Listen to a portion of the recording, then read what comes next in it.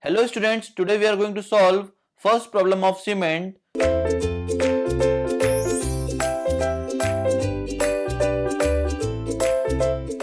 Question is written as the main ingredient of Portland cement are.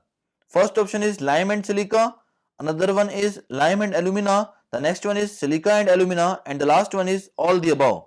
Now we know that the quantity of lime present in the cement is 62% and silica is 22%. So option A is the correct answer, that is lime and silica are the main ingredients of Portland cement. That is all about this numerical. Thank you very much students.